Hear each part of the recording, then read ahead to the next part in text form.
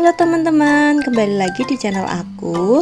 Jangan lupa untuk di like dan subscribe.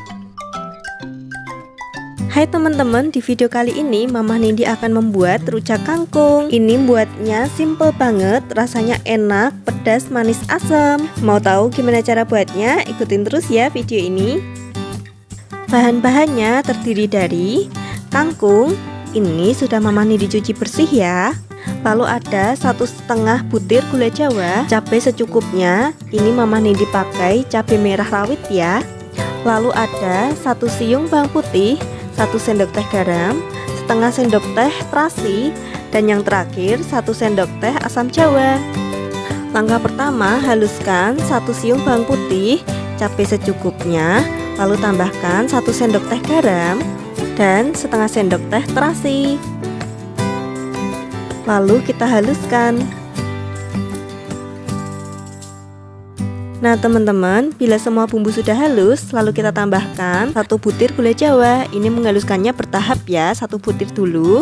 Kalau sudah halus seperti ini, tambahkan setengah butir lagi.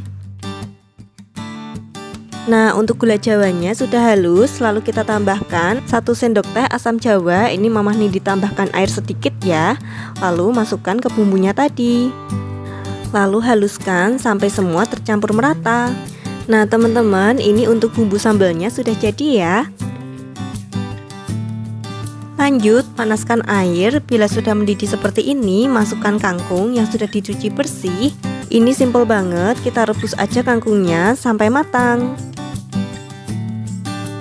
Nah teman-teman, ini kangkungnya sudah matang dan airnya sudah mendidih. Kita angkat dan tiriskan. Nah ini dia rujak kangkung ala Mama Nindi. Kangkungnya masih hijau cantik, ditambah dengan sambelnya yang manis, asam, pedas.